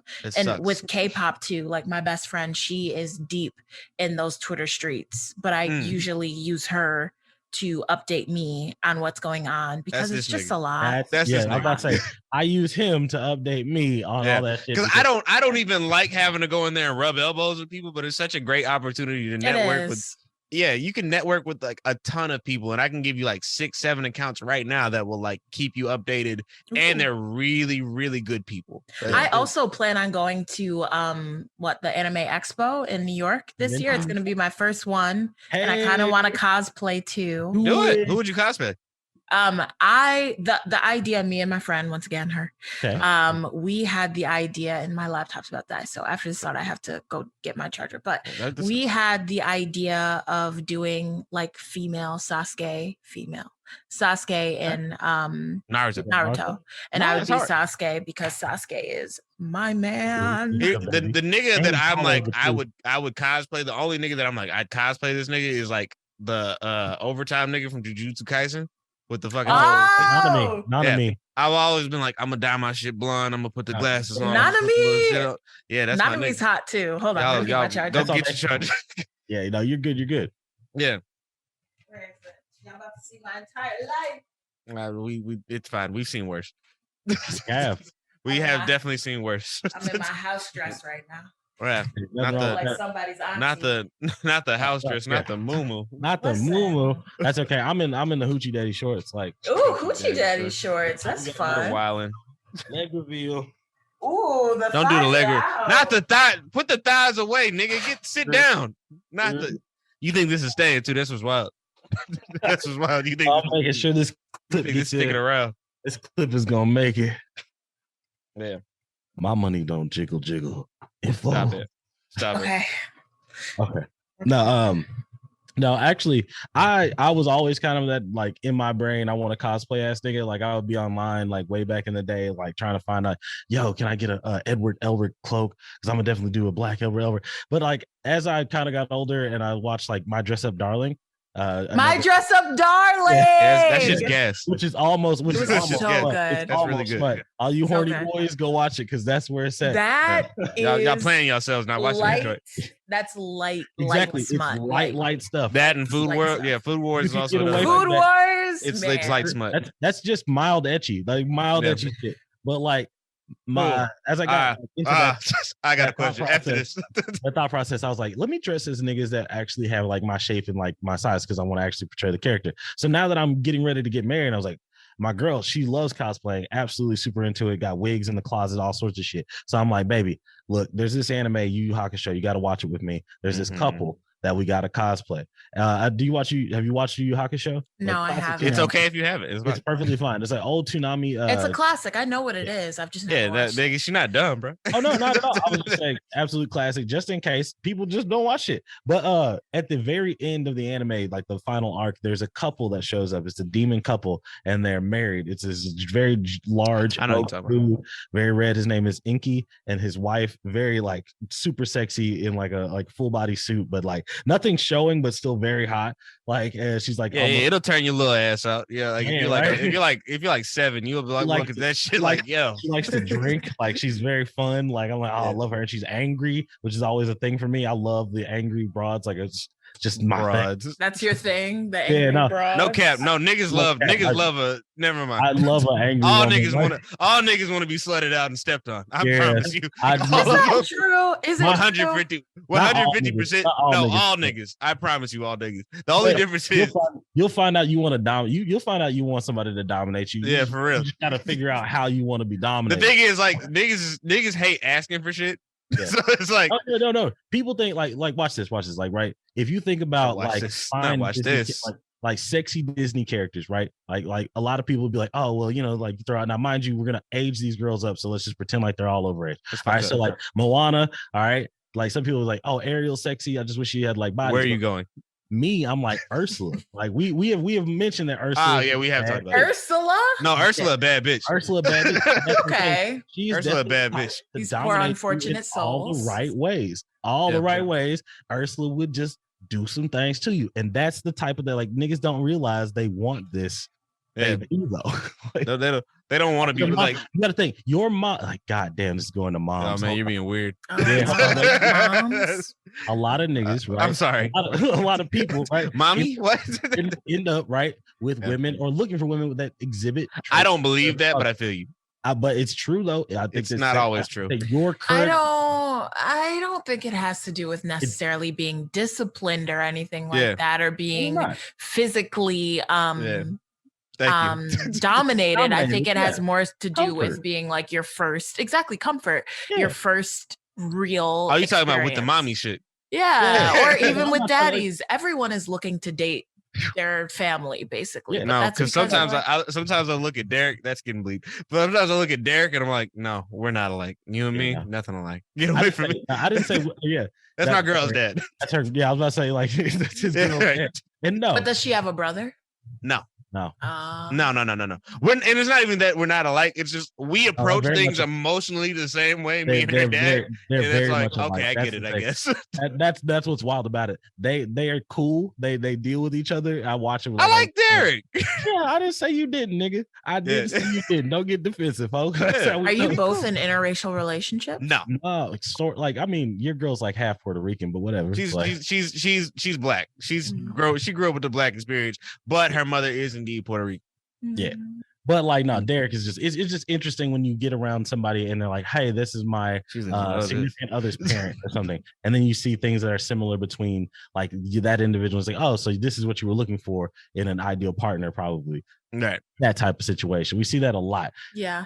So what I'm saying is like when dudes are looking for women, a lot of the times, like they find themselves with the oh, this nigga, look, don't zone out on me, bitch. Like, you know what I mean? I'm sitting up there. I got to disassociate real quick. He was like, wait a minute, is that me? Association break. I was just going to say, fucking trying to finish my goddamn point. Is that like the domination that, you know what? Fuck you. I'm done. I don't even know where I was going. I was really trying to defend. No. You're saying that niggas are looking for comfort and support that they were searching for from their mothers. That's the point you was getting ready to get to. Exactly. That there's and while there's part, like, once again, who doesn't want to be emotionally supported? You know what I mean? Like, that's true. Does it have to be your mommy? Does it have to be them? Huh? It's true. Maybe that's something inside me to see the similarities in this. Because I don't actively seek out similarities in my girlfriend, whatever. I don't know the proper respectful term, but I don't actively seek out the similarities between her and my mom. And I also don't think that her and mom are like very alike. I don't think it's ever an active thing. Like my brother and sister, they always butt heads. Like they don't get along like that. Man, that's fucked. But they love each other. Okay, but they cool. It's a very sibling rivalry. They actually don't like each other, or like it's just sibling rivalry. It's sibling rivalry. Okay, cool. Because like if you're around like siblings that actually don't like each other, it's fucking crazy. It's crazy. But that's a whole different thing. My brother's wife is the same person as my sister. And I don't think if you ask my brother, I think he'd be like, no, they're completely different. But nah, they are cut and paste the same exact person. They are both so stubborn. They are the same. They are the same. Exactly. That's why I mean, like if you look at Naruto and Sasuke, them niggas are so like polar opposite as far as the thought process. They're not. They kind of are, nigga. Like they're not polar. Literally, Sasuke's whole. You finished Naruto, right? Yes, I did. What I'm saying, you, nigga. Me? Yeah. Well, I finished the manga. I did not finish the show. Okay, cool. Me too. I didn't finish. I didn't watch I just watched the highlights on YouTube. Once you experience that sad shit, that incredible, it's sad, it's uplifting, it's funny. Like once you experience it once, you don't have to do it again. I finished Naruto like the series on deployment a couple years ago, and I was like, damn, I'm fucked up. I finished it when the manga finished. Mm-hmm. That is actually. That's like when 2016, right? Yeah, that's when I finished. It was a time. Yeah, no, it was a time. You had to be there. I mean, you didn't really because it's forever. It's on the internet. It's like but that's what I'm saying. They're not polar opposites. So, but anyway, back to you niggas getting stepped on the whole nine, right? I think I don't. We're here on dating. Fuck it. Are you having trouble issues that dating and shit, or are you satisfied with where you're at? I'm not satisfied at all. I think I'm great. That was the way she said it. That's the shit. That shit hurted. I'm great. I've been doing so much work on myself, but I am really finding that the men are severely lacking in self-work. In what? Like in so many things. Self-work, finances. Good luck finding you a nigga that's going. Okay. Yeah. Good luck with that. But you're looking for really settle down. We're gonna fuck the money up. Like are you looking to like find someone? Let's settle down. Let's get to it right, like pretty quick. Or are you like, hey, like want to find somebody? Let's explore some time. I've got time. Like, because some people approach it differently. Or are you on the same wave that my girl's on? Is like the clock is ticking, nigga. I am looking for someone to settle down with, but I'm not necessarily like the clock is ticking. I'm like, I would love to meet someone and grow and fall in love, and then once we're together, you want the cycle. I don't need it right now. I'm just looking for someone to settle down with. Yeah. I don't think there's anything wrong with wanting the cycle. You know what I mean? One thing with like adolescence and being the type of nigga that I was, like, I always wanted to have like an arc with a woman. I wanted to have an arc with the lady. Like, we met, maybe we didn't get along at first, but then we met, and one day it was raining, and we met after I was already like semi in love, and I thought I was like there and I was done, and then suddenly she changed my world. You know, I don't know maybe it's the love of YA fantasy, maybe it's the love of anime. I think so. Got to be some kind of. It might be that, but I think we want it. Like, there's nothing wrong with. We're human. We're human. It's true. Yeah, I think just with dating right now, it seems like a lot of, and I don't want to put all men in a box. It's okay if you do. I know I'm not there. Amen. Yeah. I'm finding the issue that with a lot of specifically Black men, because that's mostly who I talk to.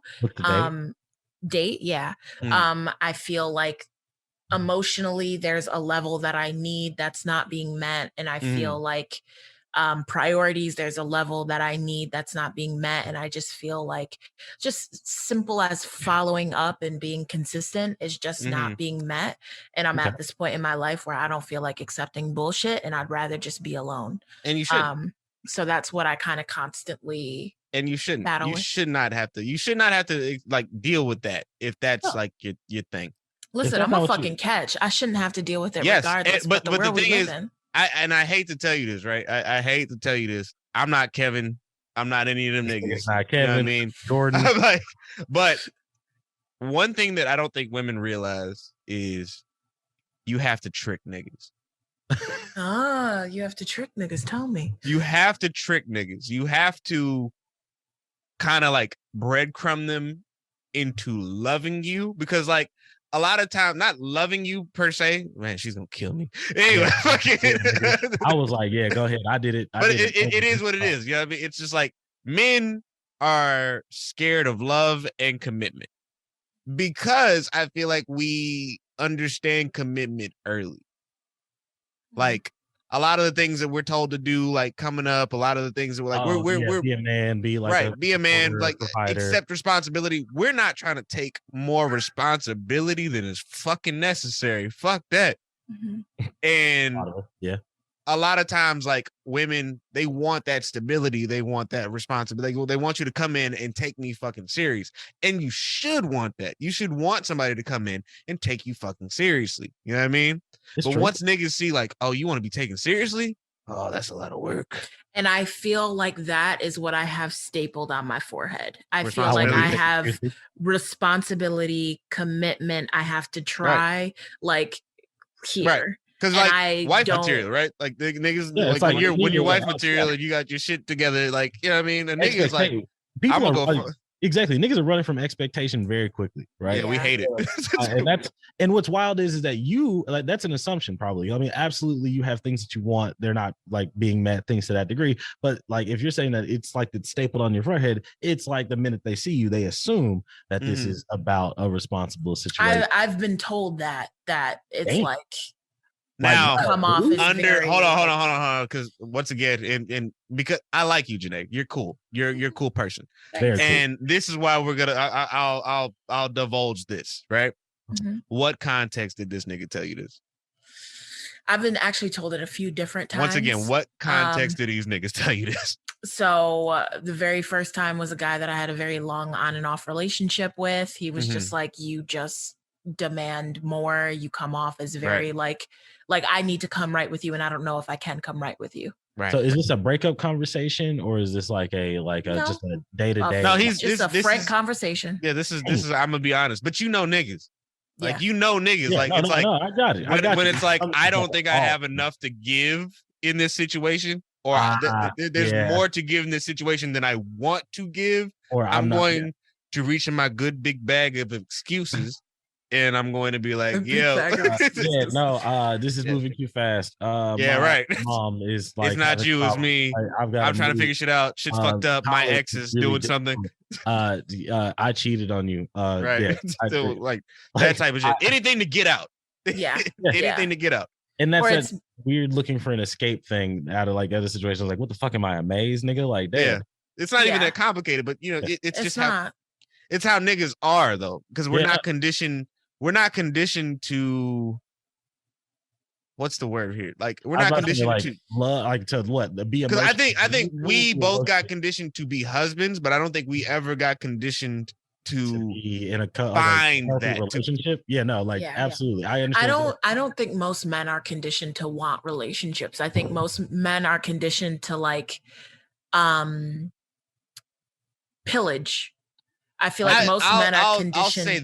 I'll say this over. I don't think that we're conditioned to pillage. I think we opt to pillage. I think we're more so conditioned. Like, people tell you, like, you have to have a wife, and when you have a wife, that's your responsibility. That's your family. You fucking protect your family under all circumstances, whatever. You live, breathe, and die by your family. And you're like, damn, I don't want to die. Nah, man. I feel you. I know what you mean, bro. Yeah. But like, what I'll counter with this, brother, is that like it's about who was in your life, like, right? Yeah.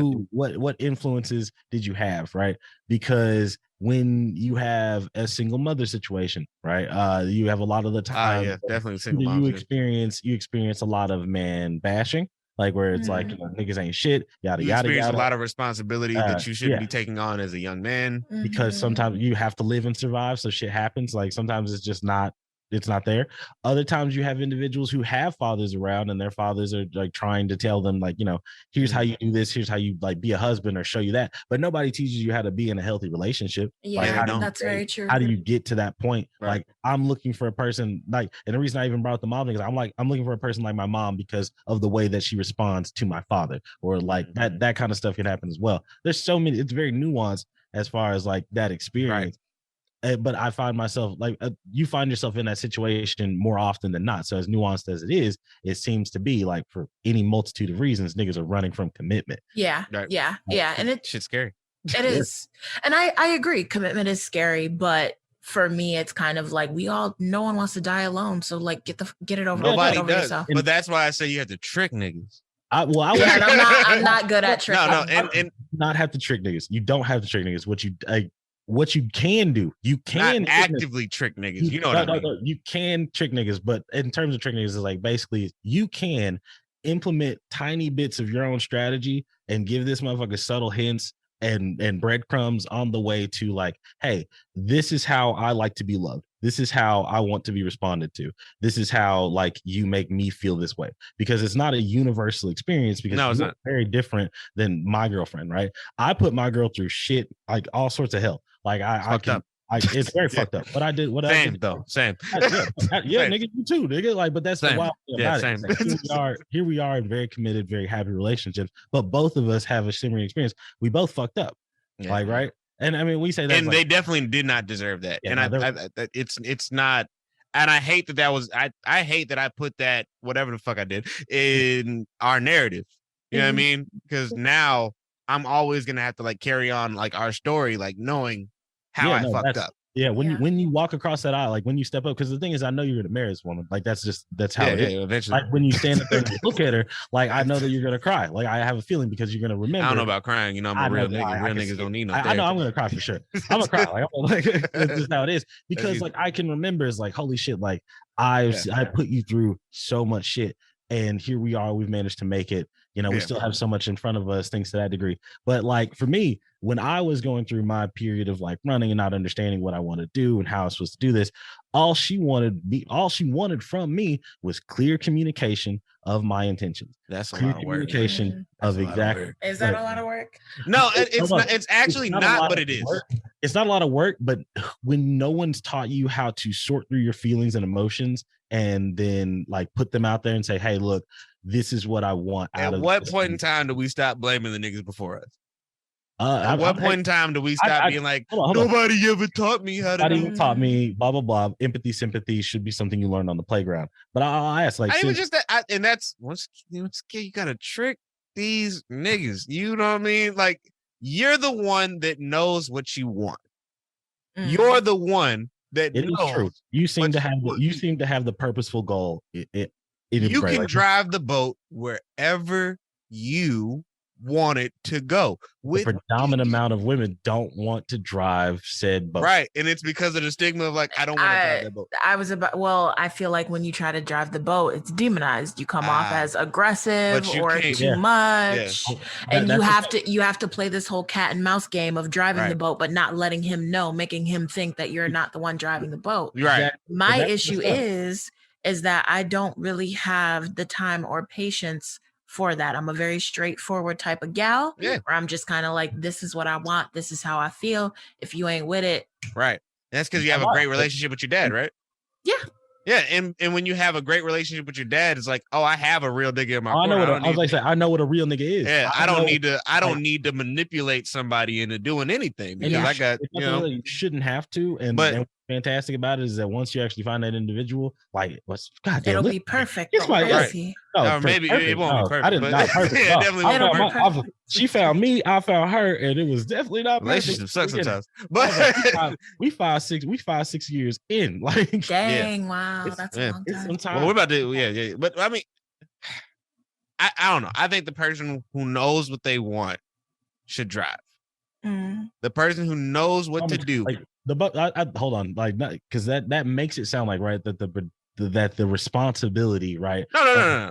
But I think there's an indirect. Makes it sound like there's we're dumb creatures, bro. Niggas are dumb. Dumb. Men are dumb. Men are stupid, bro. Are dumb, but men are indeed some of the dumber. Yes, no, we're fucking no. Niggas are dumb because we don't. When something is good, we don't question it. Yeah. When something is good, we don't question that at all. It's just like if you came in and was like, hey, I plan this, and that. Be ready at this time. A nigga gonna be like, okay. Yeah. I'm dumb. All right. Like, mind you, in my experience, like just now, like I just proposed, like I was like basically started talking about the marriage shit and like that. And then like I'm like, okay, cool, we've done that. And the marriage and like the wedding and stuff is gonna come, right? And then the first thing she want to do is look at fucking swatches and colors and pictures and dresses and fucking. And you're like, what? I did my part. I did what I was supposed to do. I'm on the knee. Just started. Hold on, like let's not put ourselves in debt because I'm looking at the fucking price tags at the bottom of these motherfuckers. I'm looking at the fucking cost of these venues. And it don't help because my girl is also an event planner. So like her whole MO is like logistics and she knows too much. But no, in my brain am I like, I want to stop this, I want to be done. But what it did is that it made my energy fucked up. I was like, oh god damn. Like so when she's like excited and happy and envisioning the future and shit like that, and she knows I'm over here with dread. I'm over here like fuck me sideways. I'm about to go in debt trying to get married, but I want to give this to this person. And then some people run from that anxiety. They're like, holy shit, like this person. And my thing is, and this is another reason why, like, well, just take it slow. You get engaged. We don't have to get married immediately. I don't want to get married unless I can have exactly what I want. There's no rush. But would you want to talk about it, right? Like immediately, like with the excitement, excuse me. In some cases, the excitement builds up so much, and like you don't mean because you said people say that you're like being demeaning. You want to like not demeaning, but like aggressive, overbearing, and like you want too much, things like that. But do you think that like people are misunderstanding, right? You like when you put forth this excitement or you put forth this like does your excitement look like aggression? Like I'm not saying like mind you, I'm not trying to say that you are aggressive. No.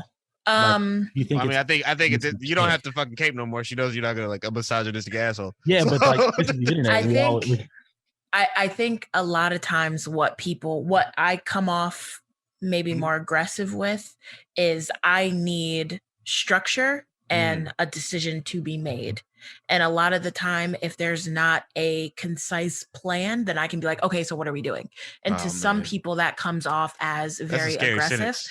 But for me, it's like, I just need to know if you don't like, for example, if I got proposed to, and I'm like showing wedding stuff and, trying to talk about it, but my man seems like he's pussyfooting around, then I'm going to say, so what are we doing? Oh. And if you give me a straight answer of, I just want to save money and wait a little bit, I'm be like, cool. Yeah.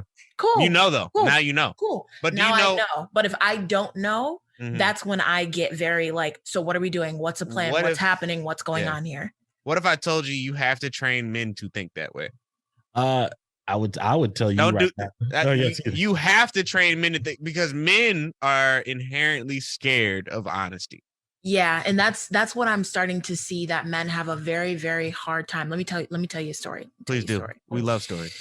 So there was this guy that I was talking to during the pandemic.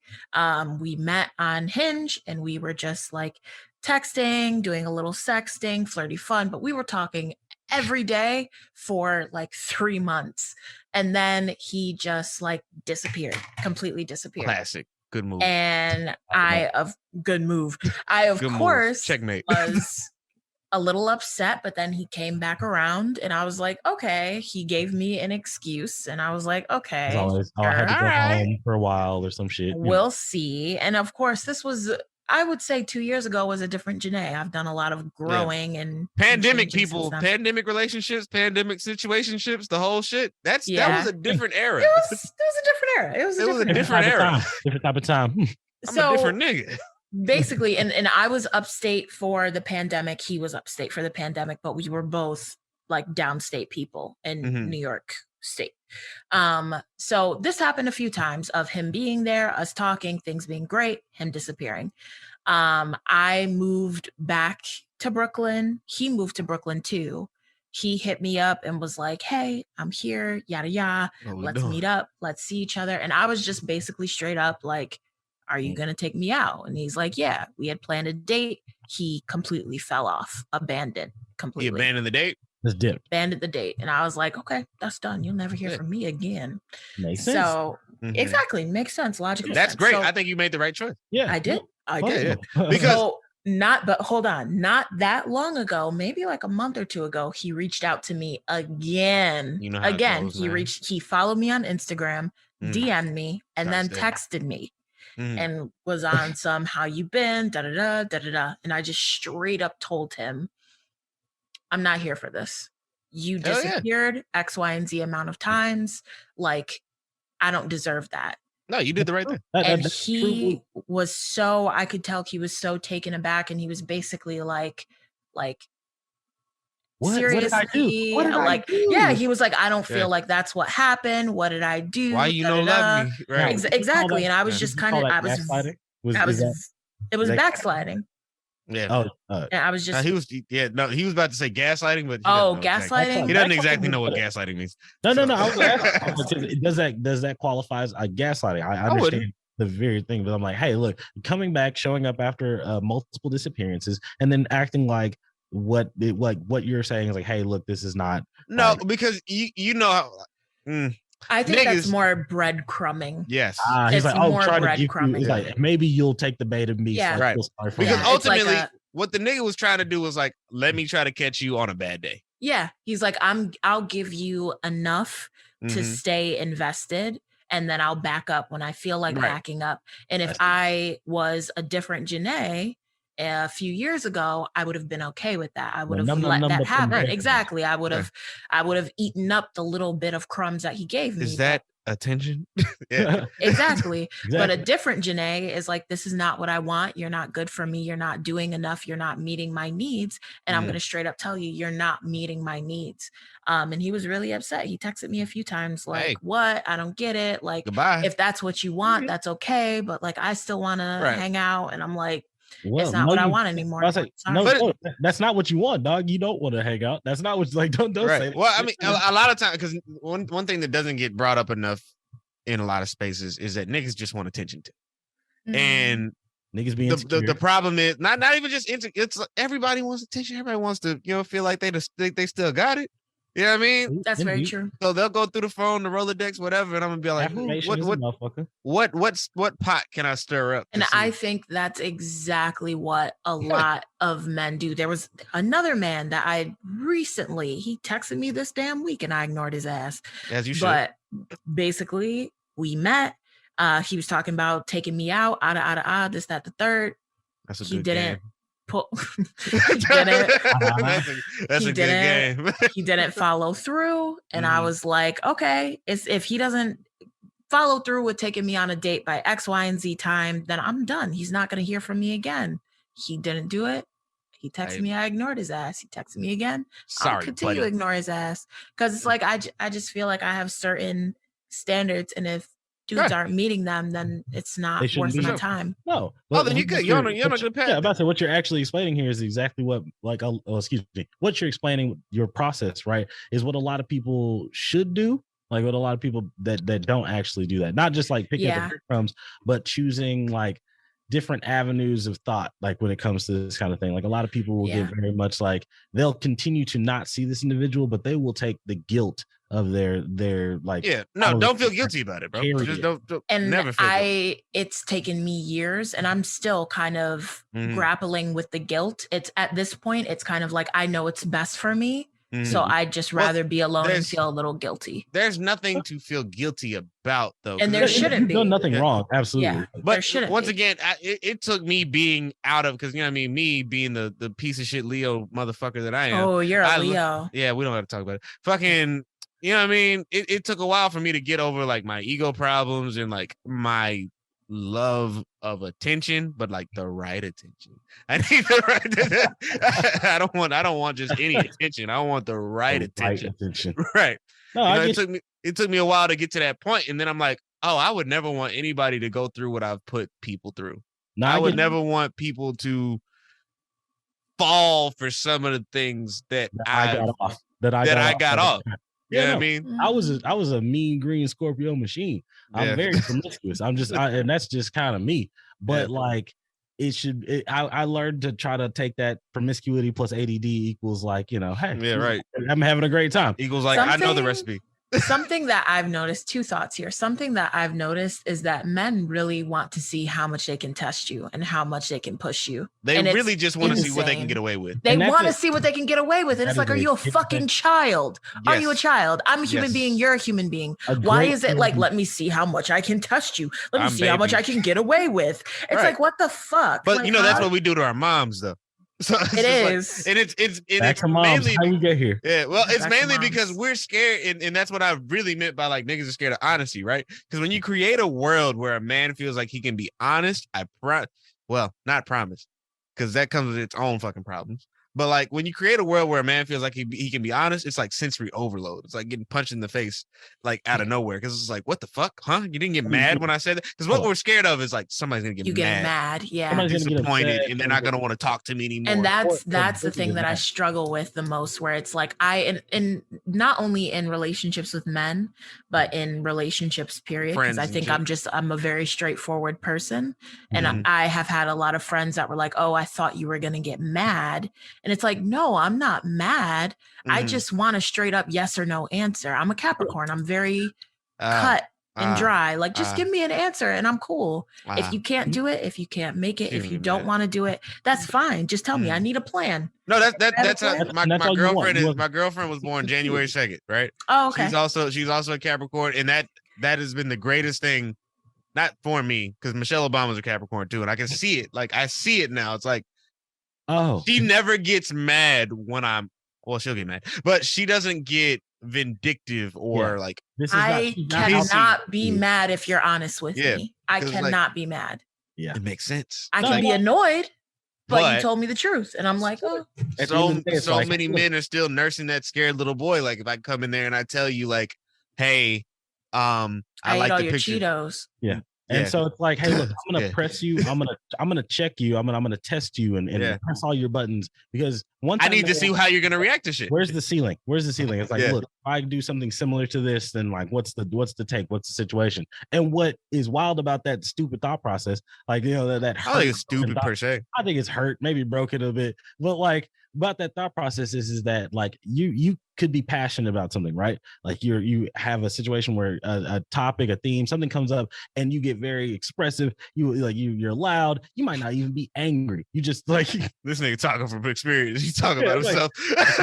You get very expressive. You get loud, and that all of that passion, all of that energy, right, is taken as, oh shit, like this person. If this is brought up, or if this type of thing is brought up, then you could be met with that same amount of energy. Right. And that fear of that energy, right, can keep people from like opening up to you about a lot of things. I find myself when it came to relationships, tons of times, like telling people, it's like, hey, you can just talk to me. Like, I'm not like some fucking crazy person. And then I had to like find myself reversing that back on myself. Like, oh shit, like you can just talk to people. They're not gonna flip the fuck out on you. Yeah. Like, that's true. But we don't know that. You don't know that. You have to go through it a couple times to know it, bro. And that's, I think it's terrible. But I think like learning how to react to motherfuckers like trying to push your buttons and test you is like, oh, that's cute. That's cute that you think that you need to do that. It's different though, because you know me, I don't meet like strangers. I'll talk to anybody. So like, I random nigga off the street, I'll say random like crazy random shit. crackhead that knocks on my door. Yeah, like, hey, look, I'll just have like the reason that he feels comfortable enough to knock on my door is because I'll come in and be like, oh yeah, I'm just like, oh yeah, you want to smoke a bowl? Like, all right, cool, nigga. Don't put anything in this. Like, yeah, right. Like, I'm not smoking anything. This is weed, right? Like, let's have a conversation. It's cool, right? So, but in a relationship, when you're trying to build a partnership and that type of thing, that type of freedom or abandon that you get from just like, oh, this is a one-off interaction, like this type of shit where it's like, oh, this is going nowhere after this. This is going nowhere after this. Like, right? This is inconsequential, right? Now it's like suddenly you can become very guarded in a private situation. But I don't know. Like, I'm not. Now I have to. Yeah, being open with somebody you see every day is totally different than being open with somebody that's random, right? Or like just like people that you see, like every now and then, even friends. Like, you know, you don't live with them niggas every single day, so sometimes you can go ahead and present something that's not necessarily all you all the time. Yeah. I think I'm very open with everyone, but I think that's how my family is. I think we're all like that, so that's how I've always been. We're all like. Just shitting with the door open type of open. Oh yeah, just never. Like, wow. Never. Yeah, no, that's deep. Never that. Never that. Never that. But understanding that, I'm glad to like that. Do you find yourself like measuring like other relationships up to your family, or do you like just 100%? 100%. And I'm a little judgmental. I won't even lie. No, it's a lot of times I look around because we're like a very traditional nuclear family unit, and a lot of Black people don't have that. No, so I will say that I've had moments of I just want to find a Black man who grew up the same way I did, with both of his parents in the household and like traditional Black family values. Like, I think more importantly than finding somebody who has that is finding somebody who wants that. Yeah, and I've learned that. But it's definitely been moments for me of looking at other like Black men and being like, God, like if you grew up the way that I did, things might like this. You would see things way different. Here's the thing that would be different. But here's a piece of, because I've never found myself resenting people, but when the term fatherless started getting around, that shit started to get on my nerves. That shit started to grate me. That shit started to get me. Oh, when like, in referring to like men and shit like that. Yeah, it's like that's fatherless behavior. That's this, that, or the third. It's like, which is wild because that's disrespectful to mothers. Like that's mad disrespectful. Well, it's not just disrespectful to mothers. It's just like you're assigning, first of all, a behavior to a gender, right? And already, like, my Brad, don't do that. And also, like, you know what I mean? It's just like you don't know anybody's like home situation. So when you say somebody's like acting fatherless, or when you're calling something like a fatherless behavior, what do you expect people to do in return? Like, do you expect people to kind of like align themselves with like what you're saying? Do you expect them to not to be on the fatherless kick, but it's just like, I see why a lot of these men get to that point. They should be bigger than that. They should be smarter than that. They should be rise above it. But like, you know, it's very difficult to, it's like saying rise above it is very hard, right? But it's true. It's one of those things where like, in order to survive, you must, you know, prosper. You must continue, like you must grow past a lot of these things. And it's difficult, natural selection, motherfucker. It's like, very intimidating to date a woman who has a nuclear family. Yeah. It's very intimidating because it's just like, oh, she's not falling for my shit, bro. She's not going. Listen, my dad schooled me. Yeah. My dad told me and my sister, he was like, this is what they do right here. Yeah. And that very puts like a lot of young women at a disadvantage, well, not a disadvantage, but at a different place in their life or whatever, because like a lot of these girls who are getting married, and like, not girls, a lot of these women who are getting married, and a lot of these men who are getting married, they're getting married because they're dumb. You know what I mean? Like they don't know any better. Like, so like they don't think about, maybe not dumb, maybe ignorant, but like, they're dumb. So it's a small town. It can be. It's okay to be dumb. Some people are dumb, but I'm just saying some people are ignorant as well. So Yeah. like, so just to say, to lump them all together is one thing, but like if you come from a small town or things like that, like it's when your scope of reality is only like a certain number of miles, like when that's the case, right? Suddenly like your time frame is at either accelerated or decelerated, right? Like if you're in a fucking 40-50 mile radius town and this is just where everything is, you meet the person from high school, you might marry that individual. Why? Because you don't know, you've never met anyone else. Very true. You're not ready to go out and try to like open or vary your mindset. Your perspectives are the same, and so typically you're going to like, here's our small town, we'll be here. This is what, but like that's not the case for everybody. Well, when you want bigger and better, you're not gonna fucking settle for that type of shit. Yeah, and that's where you run into individuals that like have triple dating. Like, that's how you can pretty much the mark of a truly intelligent person is loneliness. No, but that's terrible. That's scary. Don't do that. I'm just saying some of my favorite. Because a nigga like me will be like, I don't feel lonely no more. Have I lost my edge? Wow, have I lost my edge? So you grew up in Syracuse, right? Yeah. Would you consider, you grew up in a nuclear family, right? But did you have time frames where you felt like you were a little below or lower of the middle class area? Like I didn't like, not saying that you're poverty. Man, he wants to know if you grew up broke, man. Come on. Yeah, I mean, my parents did a really good job of not letting us know. We grew up in a very middle class neighborhood, but there were times where my parents were struggling to feed us when we first moved into our house. It was like my parents, they grew up in the hood. They lived in the hood, but they did what they could to keep y'all out. But it sounds like they didn't have the mentality, have the mentality of like remaining in the area. No, they were very like, we want to do better and we're going to look for the best school for our kids. And if that means moving out the hood into the suburbs, that's what we're going to do. Yeah, well, we can't even really. My parents, they couldn't afford it, but they did what they could. Got you. Did they teach you the thought process of like, did you, did you pick up the process? Yeah, I was gonna say, did you pick this up from them, or was this something that you experienced? Like, when it comes to looking at individuals with money, right? Like, what was your family perception of that? Because like a lot of lower class individuals or people that grew up in broke households, right?